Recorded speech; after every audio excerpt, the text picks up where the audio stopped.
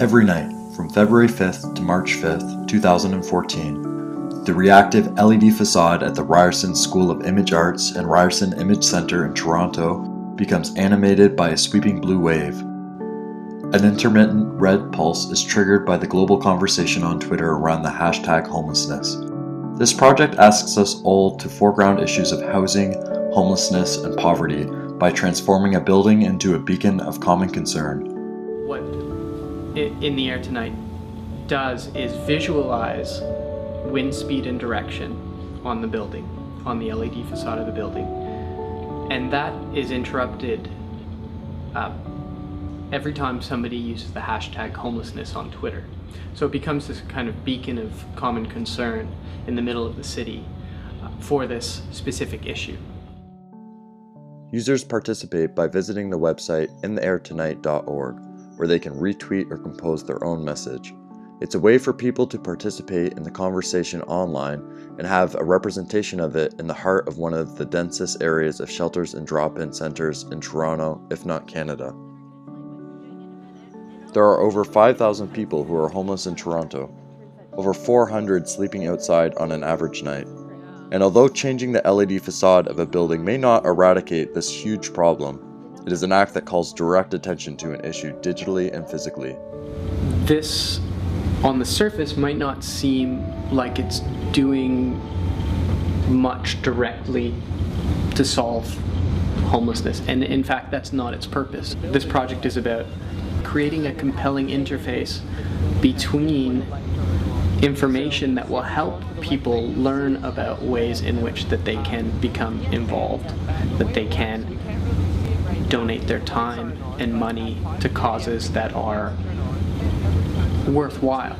By tweeting, retweeting, reading some of these messages, that is that first step that allows you to contribute in some way towards learning more and doing more about this. That's part of how we learn about how to be better citizens, is by learning about issues that are important to us and learning ways in which we can intelligently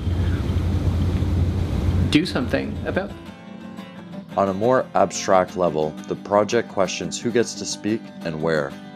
This creates a greater social sphere highlighting on an architectural scale issues that might otherwise be muted, sheltered, or hidden to the detriment of greater social and political equality. For us, we're trying to use what's at our disposal in order to highlight the discourse around homelessness. So what's at our disposal? We work in an academic setting. We're designers and artists. We're literate in some technologies that allow for this kind of installation. And so with those things, we tried to think about how to put them at the service of something that we thought needed to get privileged within the media diet of people, right? To start using this as a vehicle to bring attention to it and for it to circulate through different media programs, blogs, and newspapers. It's a way of trying to converge some of these streams of data, of information, and phenomena into a media event here and there. And so for us, we're trying to create a space within a media ecology that deals with this particular issue. The project also enacts a form of socially engaged arts that is cognizant of various points and modes of access that is sensitive to the representation of marginalized communities, and uses the reactive potential of architectural facades to amplify a concern, particularly by developing interactive systems for social engagement and participation. Today we're at University Settlement House. This is one of the centers that we've made contact with for the In the Air Tonight project. And what we've done is distributed information about our project and encouraged people to post that information by the computers that are available at these centers around Toronto. And what we want to at least offer is the possibility for as many people to participate in this project, and especially the people that are directly affected by homelessness or experiencing homelessness. The Ryerson Image Centre is itself in the center of probably the highest concentration of homeless shelters and drop-in networks. And so that, I think, adds to the impact of having this beacon occur at that specific place. It's almost as if it's the epicenter both of the problem and the people working towards solutions. So that was important for us in terms of having that cohesion between the theme and the site. But we also have this extremely dispersed network of Twitter that we're linking into this. And the way that we wanted to try to extend the building out into that at the same time as bringing that extended network back in through the building was through creating this web interface that people could access. And so that was our way of finding a solution to that disparity between that hyper-local and that kind of trans-local, because this is an issue that is prevalent across the world, and we've had tweets from people in the UK and in France and Australia, and everyone's working towards solving the many different issues that homeless people face. The project consists of really two parts. The first one is the website, and the second is the building. So for the website, we used various web coding technologies such as HTML, JavaScript, PHP, and several third-party libraries. We also used third-party libraries to access the Twitter API, which was needed to get all the tweets that we wanted to display on our website. For the building, we installed a weather station on top of the image center, which then collects the weather data and sends it to a third-party website called Weather Underground. From Weather Underground, we use an API to talk to that website to extract our weather station data. And to animate the building, we used processing and a third-party software that Ryerson already had installed to talk to the LEDs. And to talk to the LEDs, we had to convert processing into a language that the LEDs understood. We used Open Sound Control to do that. So basically, those are all the components involved in the air tonight from a technical perspective.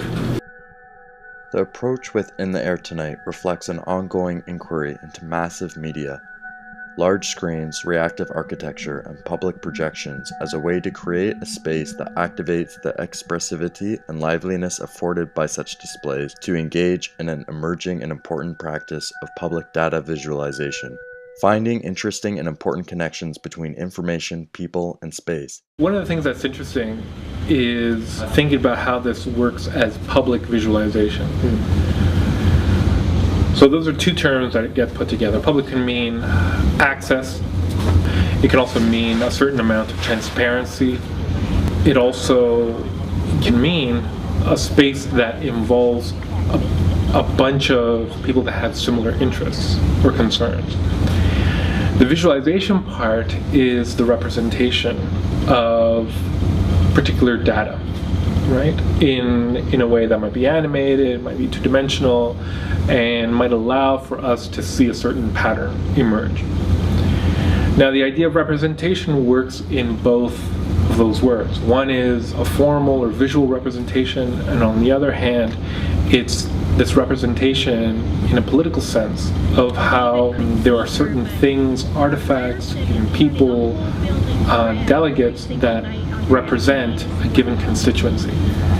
And for us, public visualization has this formal element, this spectacular element that is used in order to address a political element as well. So for us, that's how public and visualization come together in order to be something productive.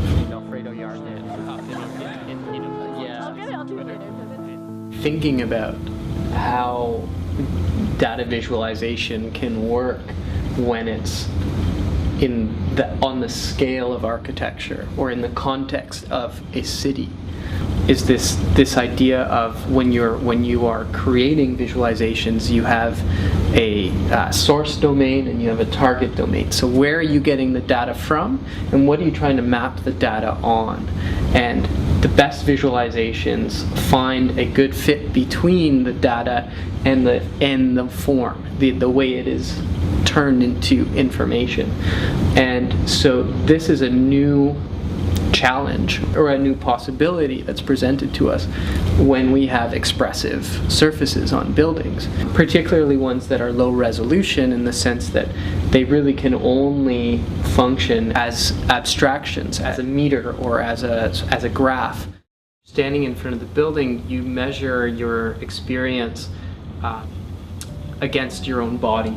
It's hard for us to have a sense of the immensity of a conversation going on Twitter, for example, or online.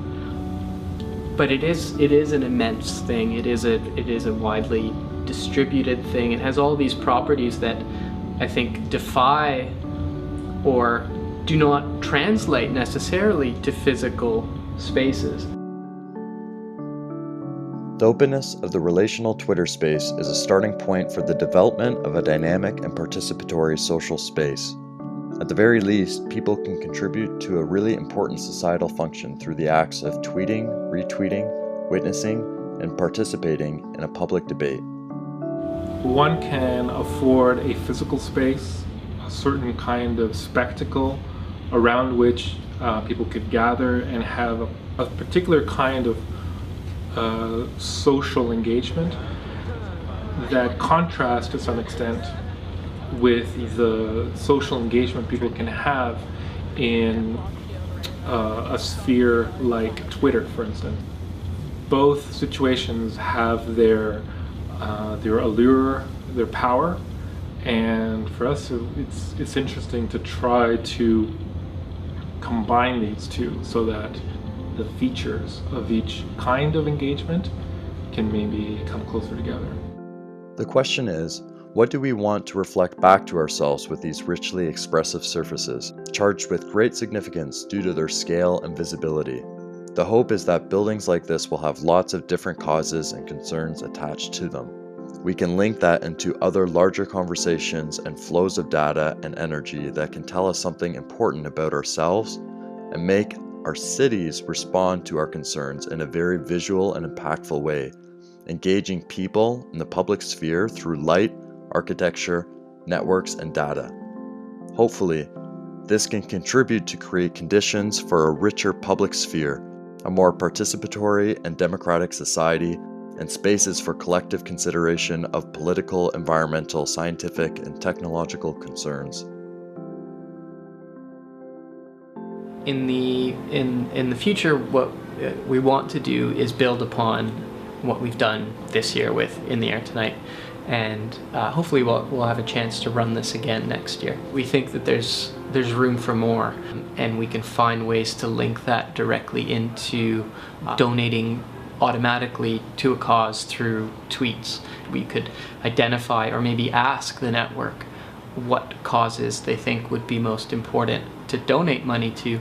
Another aspect would be to involve the community more. So I definitely think we can do more and create a dedicated presence at each of those centers that helps to tell the story of this project and helps them to tell their story to be included in this project. We could definitely try to find ways of getting more of that, and that's something that we'll be thinking about over the year.